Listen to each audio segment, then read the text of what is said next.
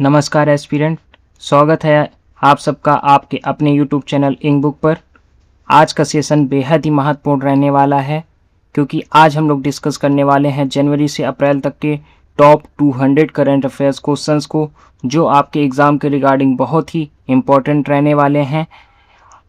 और इन 200 क्वेश्चंस को हम लोग पार्ट बाय पार्ट कवर करेंगे। आज पार्ट 1 की क्लास है जिसमें हम लोग टॉप 100 क्वेश्चंस को कवर करने वाले हैं। इस सेशन को फास्ट रिवीजन मोड पर रखने वाले हैं।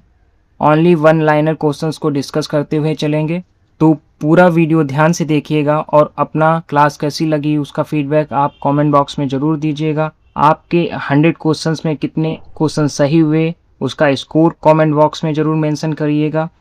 तो चलिए बिना किसी देरी की क्लास को स्टार्ट करते हैं। आज का पहला प्रश्न है, केंद्रीय बजट 2026-27 किस भवन में तैयार होने वाला देश का पहला बजट बना है? तो इसका जो राइट आंसर है दोस्तों वह है कर्तव्य भवन। जो केंद्रीय बजट 2026-27 है वो कर्तव्य भवन में तैयार होने वाला पहला बजट बना है। इससे रिलेटेड कुछ की पॉइंट्स हैं, उनको डिस्कस कर लेते हैं। वित्त मंत्री निर्मला सीतारमण ने संसद में इस बजट को पेश किया था। यह भवन नवनिर्मित है और विकसित भारत की दृष्टि को ध्यान में रखते हुए इस बजट को 3 प्रमुख कर्तव्यों आर्थिक विकास, क्षमता निर्माण और समावेशी विकास के आधार पर तैयार किया गया है। केंद्रीय बजट 2026-27 के अनुसार वित्तीय वर्ष 2026-27 के लिए राजकोषीय घाटा जीडीपी का कितना प्रतिशत अनुमानित है? तो इसका जो राइट आंसर है दोस्तों वह है 4.3%। अगला प्रश्न है, बजट 2026-27 के अनुसार वित्तीय वर्ष 2026-27 में भारत का ऋण से जीडीपी अनुपात कितना प्रतिशत अनुमानित है? ऋण से जीडीपी आपसे पूछा गया है, तो इसका जो राइट आंसर है दोस्तों वह है 50.56%।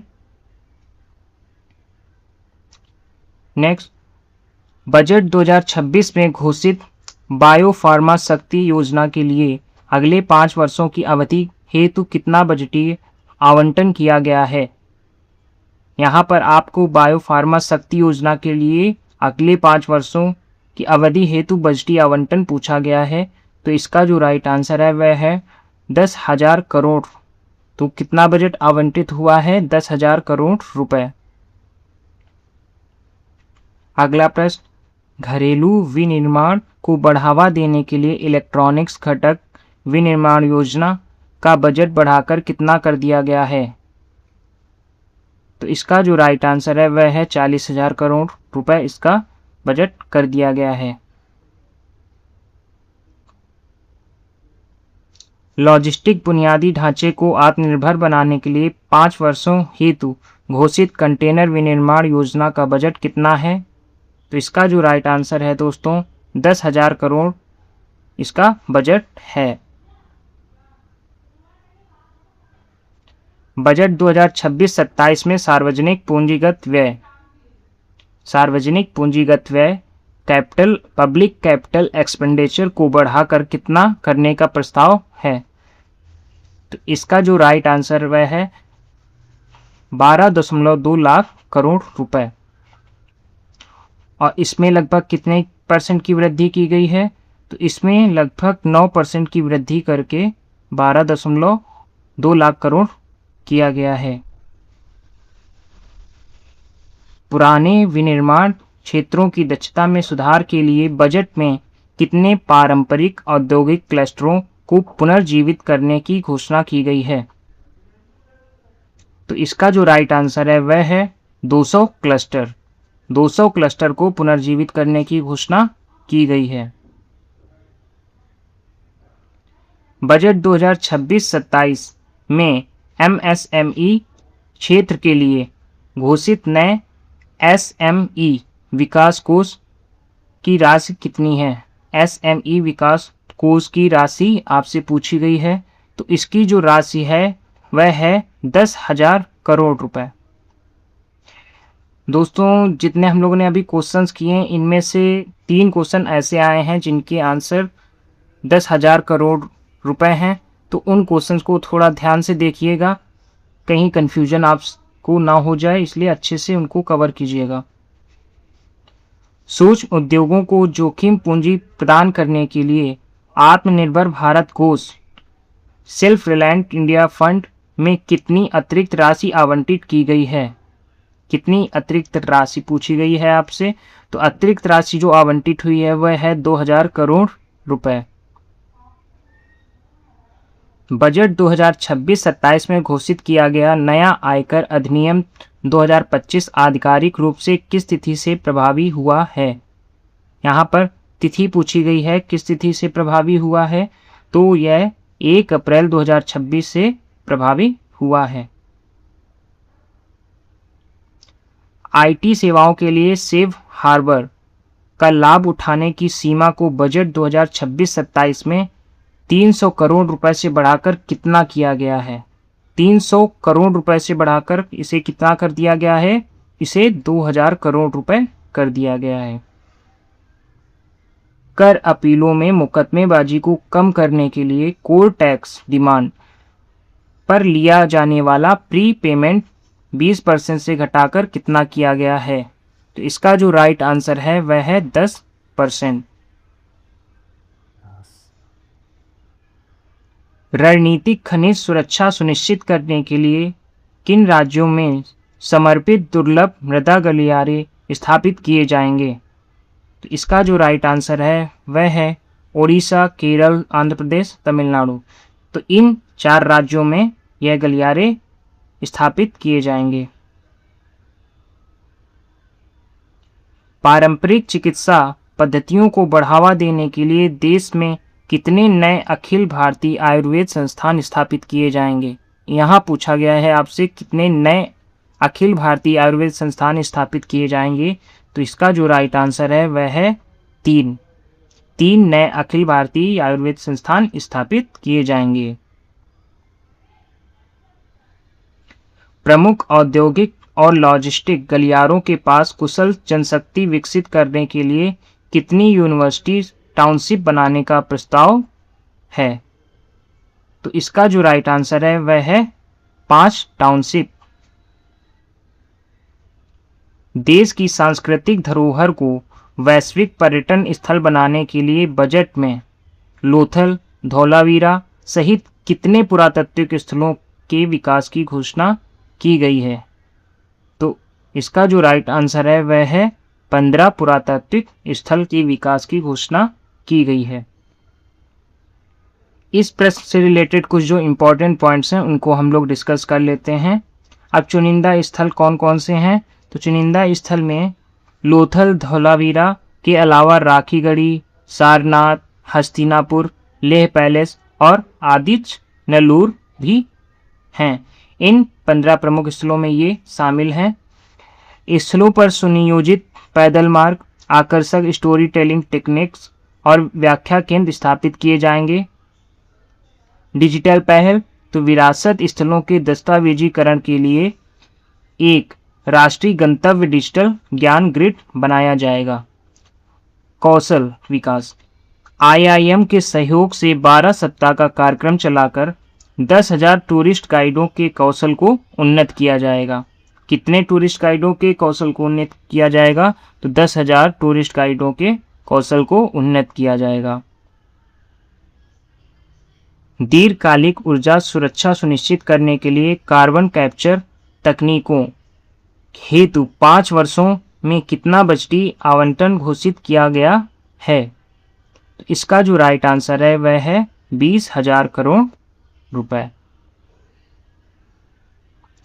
माल ढुलाई के बुनियादी ढांचे को मजबूत करने के लिए पूर्व में डानकुनी को पश्चिम में किस शहर से जोड़ने वाले समर्पित माल गलियारे का विकास किया जा रहा है?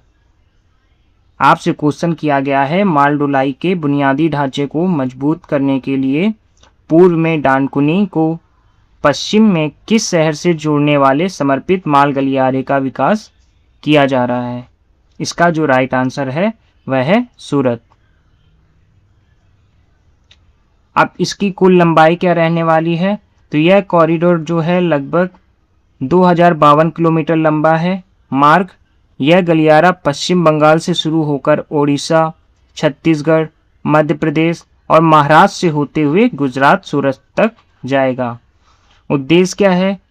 यह परियोजना मौजूदा पश्चिमी समर्पित माल गलियारे से जुड़ेगी, जिससे पश्चिमी तट के बंदरगाहों तक माल की निर्बाध आवाजाही सुनिश्चित होगी और लॉजिस्टिक लागत में भारी कमी आएगी। पूर्वोदय राज्यों के विकास और पर्यावरण अनुकूल पर्यटन के लिए कितनी ई बसें प्रदान करने का बजटीय प्रावधान है? तो इसका जो राइट आंसर है वह है 4000 ई बसें।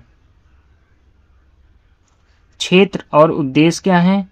तो इन बसों को मुख्य रूप से 5 पूर्वी और पूर्वोत्तर राज्यों जैसे बिहार, झारखंड, पश्चिम बंगाल, ओडिशा और आंध्र प्रदेश में तैनात किया जाएगा। इनका मुख्य उद्देश्य पर्यावरण अनुकूल पर्यटन, अंतिम छोर तक कनेक्टिविटी और शहरी परिवहन को सुगम बनाना है।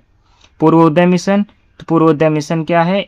इस बजटीय घोषणा का लक्ष्य मिशन पूर्वोदय को गति देना है, जिसके तहत दुर्गापुर के पास एक एकीकृत पूर्वी तट औद्योगिक गलियारा भी विकसित किया जा रहा है।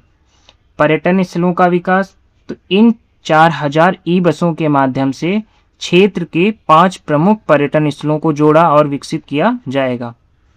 अन्य सहायक योजनाएं क्या हैं? तो इन बसों के लिए पीएम ई बस सेवा, पीएम ई ड्राइव स्कीम के तहत बुनियादी ढांचे और चार्जिंग स्टेशनों का सहयोग प्राप्त होगा।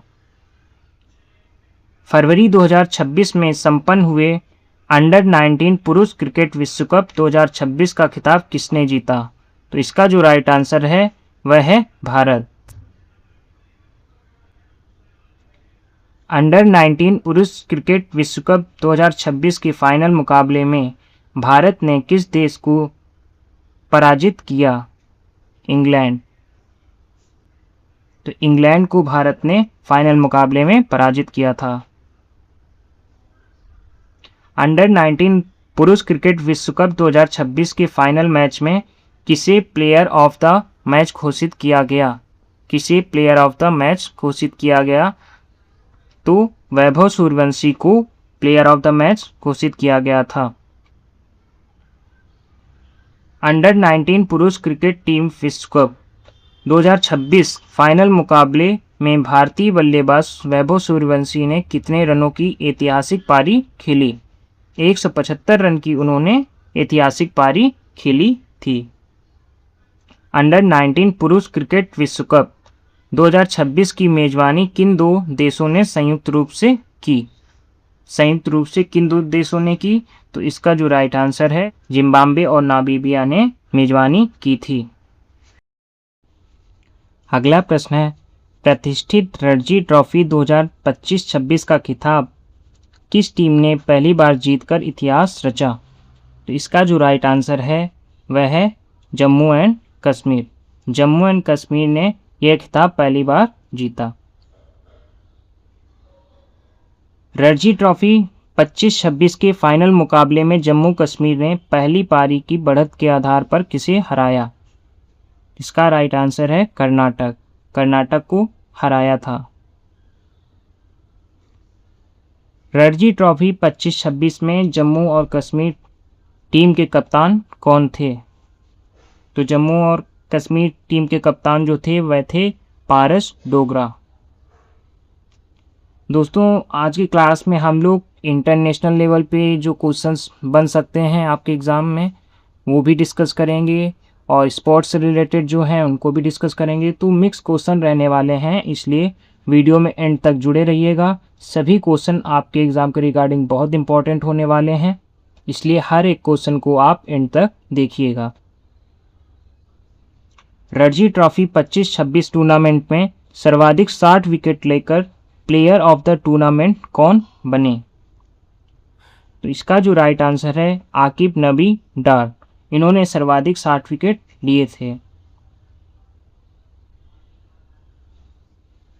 नेक्स्ट क्वेश्चन है, रणजी ट्रॉफी 2025-26 का ऐतिहासिक फाइनल मुकाबला किस स्टेडियम में खेला गया? तो इसका जो राइट आंसर है वह है KSCA स्टेडियम।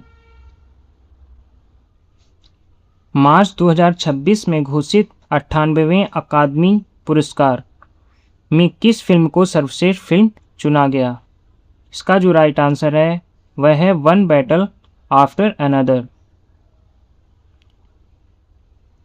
ऑस्कर 2026 में film one battle after another के लिए सर्वश्रेष्ठ निर्देशक का पुरस्कार किसने जीता? तो इसका जो राइट आंसर है वह है पॉल थॉमस एंडरसन।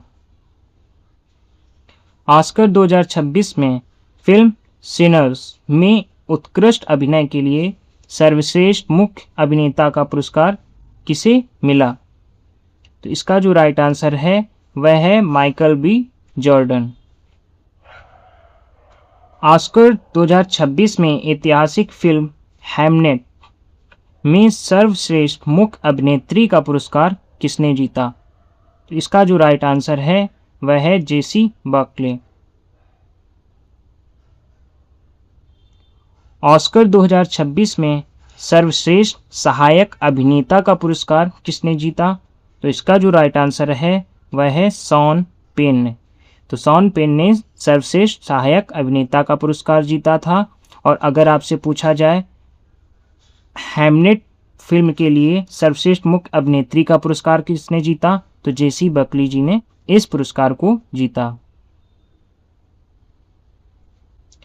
98वें अकादमी पुरस्कारों में फिल्म वेपन्स के लिए सर्वश्रेष्ठ सहायक अभिनेत्री का पुरस्कार किसने जीता? सर्वश्रेष्ठ सहायक अभिनेत्री का पुरस्कार जो जीता है वह एमी मैडिगन ने जीता। ऑस्कर 2026 में सर्वश्रेष्ठ एनिमेटेड फीचर फिल्म का पुरस्कार किस फिल्म ने जीता? तो इसका जो राइट आंसर है वह है के पॉप डेमन हंटर्स। के पॉप डेमन हंटर्स ने सर्वश्रेष्ठ एनिमेटेड फीचर फिल्म का पुरस्कार जीता है। ऑस्कर 2026 में सर्वश्रेष्ठ अंतर्राष्ट्रीय फीचर फिल्म का पुरस्कार किस देश की फिल्म सेंटिमेंटल वैल्यू को मिला? तो इसका जो राइट आंसर है वह है नॉर्वे। ऑस्कर 2026 सर्वश्रेष्ठ रूपांतरित पटकथा का पुरस्कार किसने जीता? इसका जो राइट आंसर है वह है पॉल थॉमस एंडरसन। ऑस्कर 2026 में सर्वश्रेष्ठ मूल पटकथा का पुरस्कार किसे दिया गया? तो इसका जो राइट आंसर है वह है रायन कुगलर। गणित के क्षेत्र का सर्वोच्च एबल पुरस्कार किसे प्रदान किया गया? राइट आंसर है गर्ड फॉल्टिंगर्स। अगला प्रश्न, 2026 का एबल पुरस्कार जीतने वाले गर्ड फॉल्टिंगर्स किस देश के प्रसिद्ध गणितज्ञ हैं? किस देश के प्रसिद्ध गणितज्ञ हैं? तो यह जर्मनी के प्रसिद्ध गणितज्ञ हैं।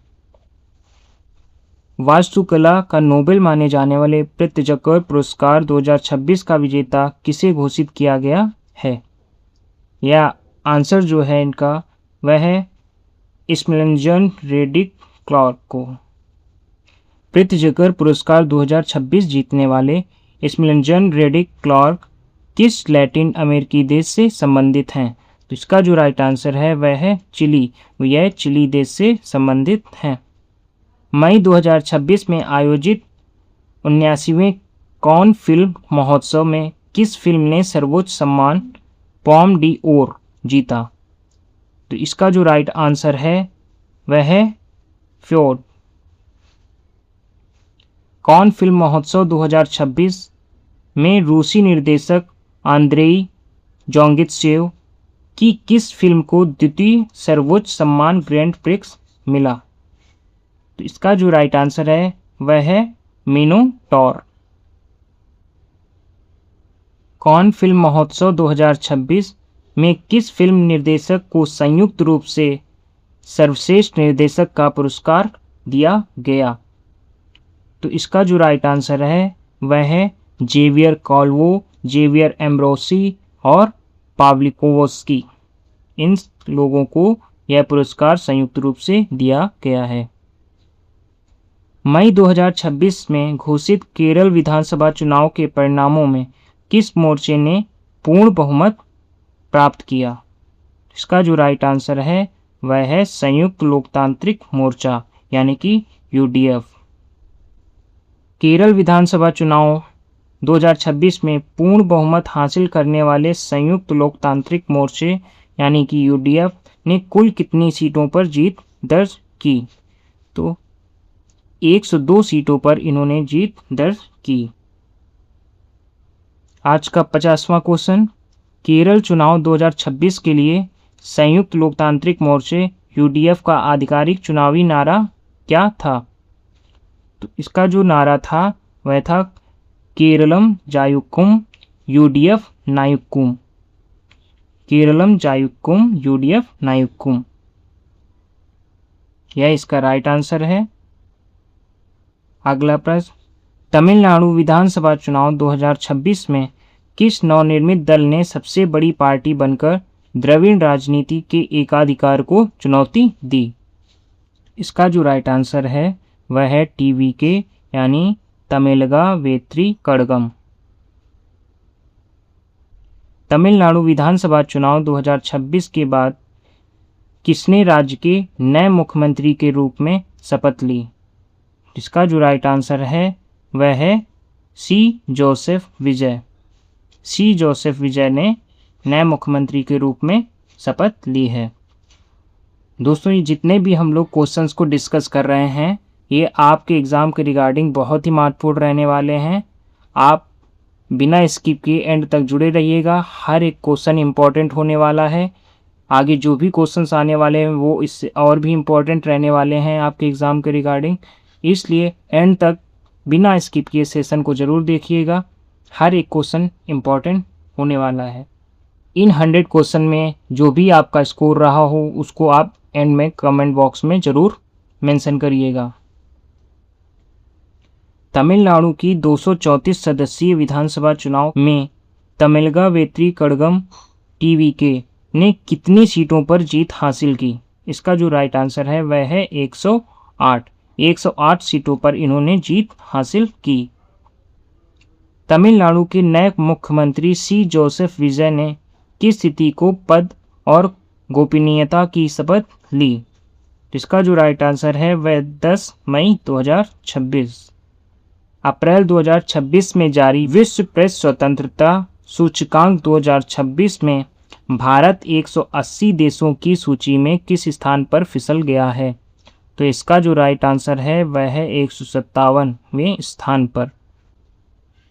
भारत की जो रैंक आई है प्रेस इंडेक्स में वह है 157। विश्व प्रेस स्वतंत्रता सूचकांक 2026 में किस देश को शीर्ष स्थान पर पाया गया? तो यह नॉर्वे को शीर्ष स्थान मिला है और यह रैंक कई सालों से कायम है। विश्व प्रेस स्वतंत्रता सूचकांक वर्ल्ड प्रेस फ्रीडम इंडेक्स प्रतिवर्ष किस वैश्विक संस्था द्वारा जारी की जाती है? तो यह जो रिपोर्ट आती है वह है आरएसएफ के द्वारा जारी की जाती है, यानी रिपोर्टर्स विदाउट बॉर्डर्स के द्वारा यह रिपोर्ट जारी की जाती है। भारत और किस देश ने द्विपक्षीय संबंधों को मजबूत करते हुए मई 2026 में 5 वर्षीय रक्षा सहयोग रोडमैप का अनावरण किया? 5 वर्षीय रक्षा सहयोग का अनावरण किया, तो इसका जो राइट आंसर है वह है साइप्रस।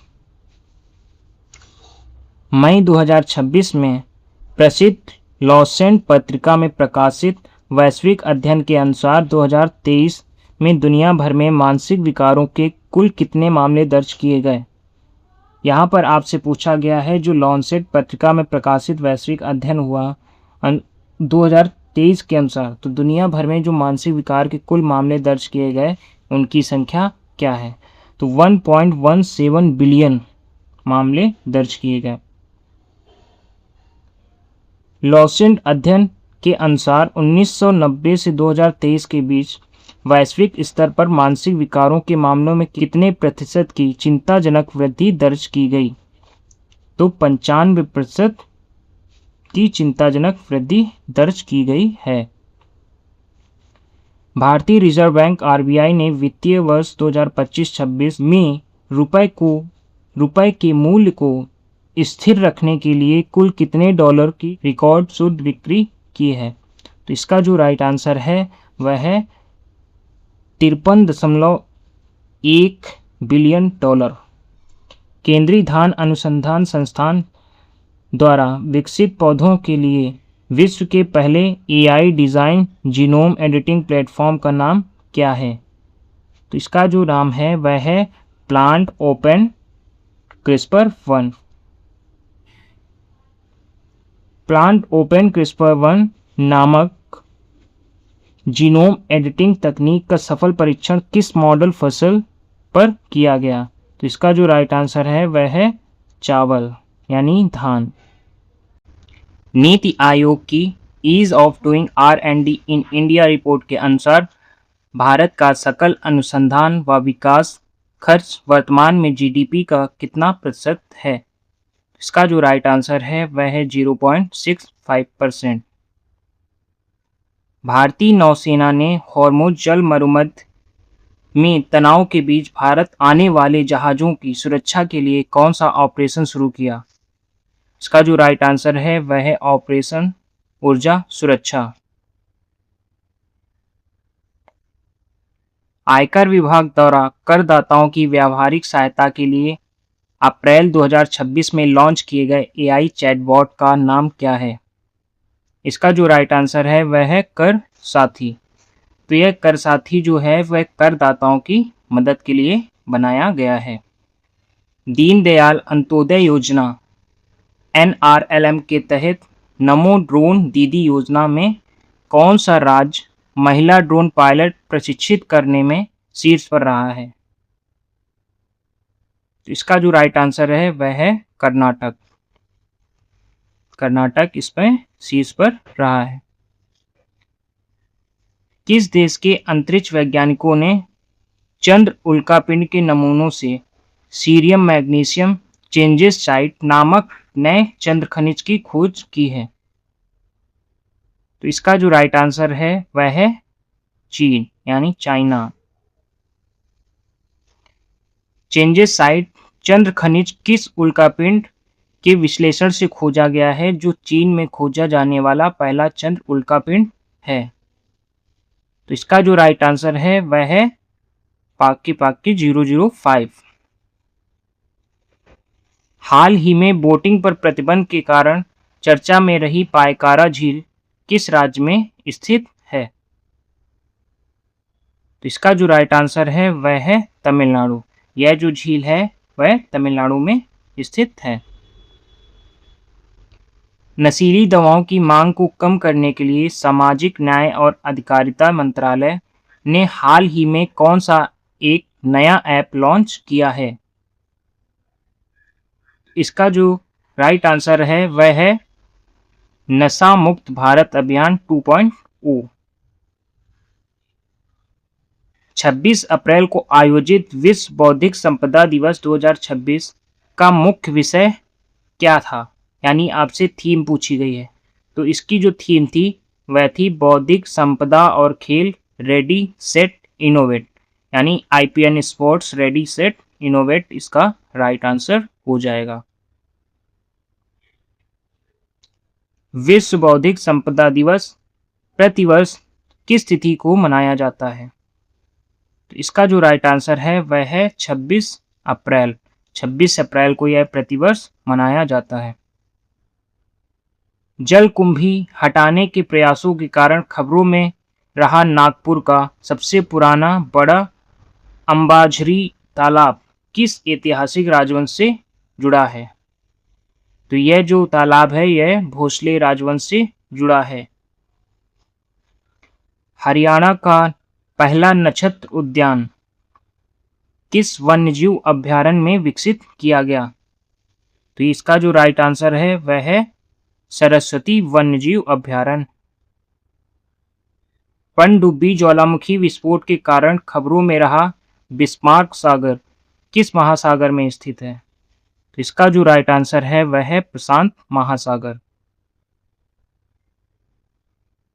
देशव्यापी मिट्टी स्वास्थ्य और संतुलित उर्वरक उपयोग को बढ़ावा देने वाला खेत बचाओ अभियान किस संस्था द्वारा चलाया जा रहा है?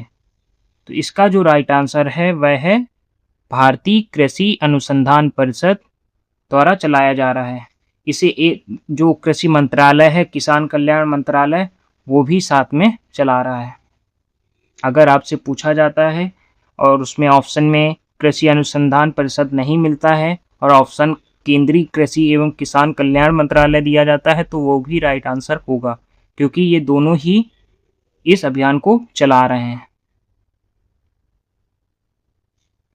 वरिष्ठ नागरिकों की सुरक्षा के लिए कल्याण के लिए जीवन ऐप और शतायु डैशबोर्ड किस मंत्रालय ने लॉन्च किया है? तो इसका जो राइट आंसर है वह है सामाजिक न्याय और अधिकारिता मंत्रालय। सामाजिक न्याय और अधिकारिता मंत्रालय ने इसे लॉन्च किया है।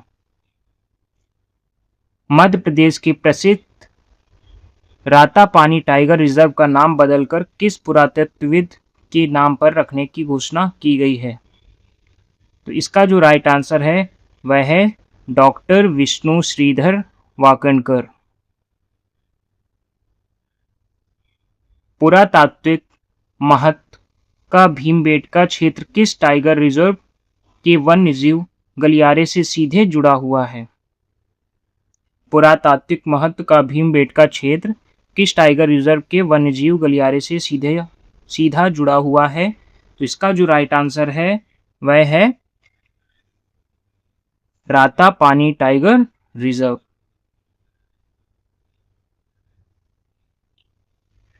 देश में बम निरोधक सुरक्षा को मजबूत करने के लिए लॉन्च किए गए राष्ट्रीय आईईडी डेटा प्रबंधन प्रणाली को किसने विकसित किया है? तो इसका जो राइट आंसर है वह है राष्ट्रीय सुरक्षा गार्ड यानी कि एनएसजी ने। हाल ही में अरुणाचल प्रदेश के पर्वतीय क्षेत्रों में खोजी गई लेप्टोब्राचियम सोमनी और लेप्टोब्राचियम मैचुका किस जीव की नई प्रजातियां हैं? इसका जो राइट आंसर है वह है मेढक। मेढक इसका राइट आंसर होगा। प्रसार भारती ने स्वतंत्र डिजिटल क्रिएटर्स को दूरदर्शन पर मंच देने के लिए किस नए शो की शुरुआत की है? तो इसका जो राइट आंसर है वह है क्रिएटर्स कॉर्नर। क्रिएटर्स कॉर्नर इसका राइट आंसर होगा। देश के 100 जिलों को वैश्विक निर्यात चैंपियन बनाने के लिए जिला नेतृत्व वस्त्र परिवर्तन पहल किस मंत्रालय ने शुरू की? तो इसका जो राइट आंसर है वह है मिनिस्ट्री ऑफ टेक्सटाइल यानी कि कपड़ा मंत्रालय। आदिवासियों के पुनर्वास और बाघ संरक्षण के बीच संतुलन बनाने के प्रयासों के कारण चर्चा में रहा अमराबाद टाइगर रिजर्व किस राज्य में स्थित है? अमराबाद टाइगर रिजर्व के बारे में आपसे पूछा गया है, यह किस राज्य में स्थित है? तो यह तेलंगाना में स्थित है। राजस्थान सरकार ने राज्य में निवेश और बुनियादी ढांचे को बढ़ावा देने के लिए हाल ही में कौन सी नई औद्योगिक नीति लागू की है? 86 नंबर क्वेश्चन का आंसर क्या होगा? इसका जो आंसर है वह है औद्योगिक पार्क संवर्धन नीति। दोस्तों, आप अपना स्कोर काउंट करते चलिए और एंड में, वीडियो एंड होने के बाद, आप अपना स्कोर कमेंट बॉक्स में ज़रूर मेंशन करिएगा कि आपके क्वेश्चंस कितने सही हुए, उसको ज़रूर आप बताइएगा। यह क्वेश्चन जितने भी मैं करा रहा हूँ ये आपके एग्ज़ाम के लिए बहुत इंपॉर्टेंट होने वाले हैं। सुरक्षा कर्मियों और सरकारी कर्मचारियों को डिजिटल होम लोन प्रदान करने के लिए राष्ट्रीय आवास बैंक एनएचबी द्वारा लॉन्च पोर्टल का नाम क्या है? तो इसका जो नाम है वह है गृह सुगम पोर्टल। वर्तमान 2026 में भारत के मुख्य न्यायाधीश के पद पर कौन कार्यरत हैं? तो जस्टिस सूर्यकांत इस समय प्रेजेंट में सीजेआई हैं अपने इंडिया के, तो यह राइट आंसर हो जाएगा। भारत के मुख्य न्यायाधीश जस्टिस सूर्यकांत ने आधिकारिक रूप से किस तिथि को राष्ट्रपति भवन में शपथ ली थी?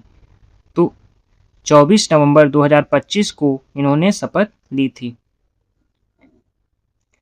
वर्तमान मुख्य न्यायाधीश जस्टिस सूर्यकांत भारत के कौन से नंबर के मुख्य न्यायाधीश हैं?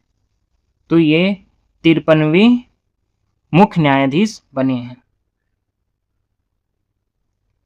पेरियर टाइगर रिजर्व को आपस में जोड़ने वाला गलियारा श्री विल्लीपुथुर मेघामलाई टाइगर रिजर्व किस राज्य में स्थित है? आपसे पूछा गया है श्री विल्लीपुथुर मेघामलाई टाइगर रिजर्व से रिलेटेड कि यह किस राज्य में स्थित है। तो यह तमिलनाडु में स्थित है। राष्ट्रीय हरित अधिकरण के प्रदूषण संबंधी दिशा निर्देशों के कारण चर्चा में रहा छोटा तालाब किस शहर में है? इसका जो राइट आंसर है वह है भोपाल। भोपाल में यह छोटा तालाब स्थित है। हाल ही में किस वन्यजीव अभयारण्य में शर्मीले और दुर्लभ जीव हनी बैजर की मौजूदगी की आधिकारिक पुष्टि की गई है? इसका जो राइट आंसर है वह है खियोनी वन्यजीव अभयारण्य। मैला ढोने और खतरनाक स्वच्छता प्रथाओं को समाप्त करने के लिए चलाई जा रही नमस्ते योजना किन मंत्रालयों की एक संयुक्त पहल है? इसका जो राइट आंसर है वह है सामाजिक न्याय व अधिकारिता और शहरी कार्य मंत्रालय। पारंपरिक बीजों की विविधता और किसानों के अधिकारों को रेखांकित करने वाला अंतर्राष्ट्रीय बीज दिवस कब मनाया जाता है? इसका जो राइट आंसर है वह है 26 अप्रैल। 26 अप्रैल को यह दिवस मनाया जाता है। और इसमें दो ऑप्शन 26 अप्रैल के दिए गए हैं, तो दोनों ही सही हो जाएंगे। वैज्ञानिकों द्वारा पुष्कर झील में खोजी गई साइनोबैक्टीरिया की नई प्रजाति का नाम क्या रखा गया है? तो इसका जो नया नाम है वह है पुष्करनेमा क्यूरोजी। यहाँ मेमा हो गया है, इस जगह आप नेमा कर लीजिएगा। पुष्करनेमा क्यूरोजी इसका नाम रखा गया है। भारत मालदीव समुद्री कूटनीति के तहत हाल ही में मालदीव के गणद्वीप का दौरा करने वाला भारतीय नौसेना का फास्ट अटैक पोत कौन सा है? इसका जो राइट आंसर है वह है INS कल्पेनी।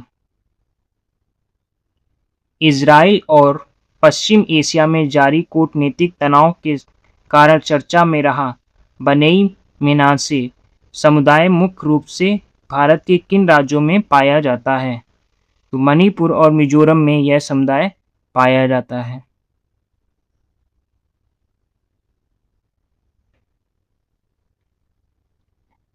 इजराइल सरकार द्वारा संघर्ष क्षेत्र में इस समुदाय को सुरक्षित विमान से निकालने के लिए चलाए गए ऑपरेशन का नाम क्या है?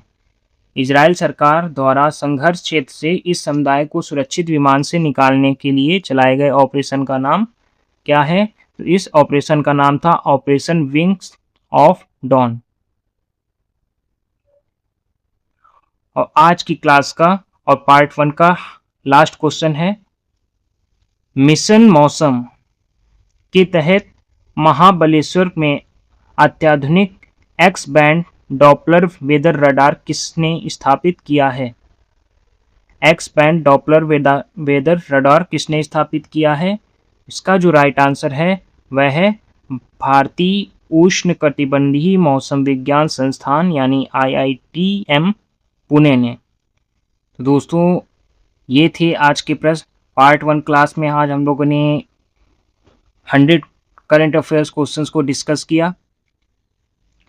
तो दोस्तों जनवरी से अप्रैल तक के टॉप 100 करंट अफेयर्स जो क्वेश्चंस हैं वो हम लोगों ने आज डिस्कस किए हैं। अगर आपने पूरा सेशन देखा है तो समझ लीजिए 4 मंथ्स के जो भी important question current affairs related रहने वाले हैं उसमें से आपने मोस्टली क्वेश्चंस कवर कर लिए हैं। और नेक्स्ट जो 100 क्वेश्चंस हम लोग लाने वाले हैं वह पार्ट 2 में आपको जल्द ही देखने को मिलेंगे। जितने भी क्वेश्चंस आपके सही रहे हैं, आपका स्कोर क्या बना है उसको आप कमेंट में ज़रूर बताइएगा। क्लास अच्छी लगी हो तो लाइक एंड शेयर ज़रूर करिएगा। चैनल को सब्सक्राइब करिएगा, बेल आइकन प्रेस करिएगा और PDF आपको मेरे टेलीग्राम चैनल से मिल जाएगी। मिलते हैं पार्ट 2 की क्लास में। जय हिंद।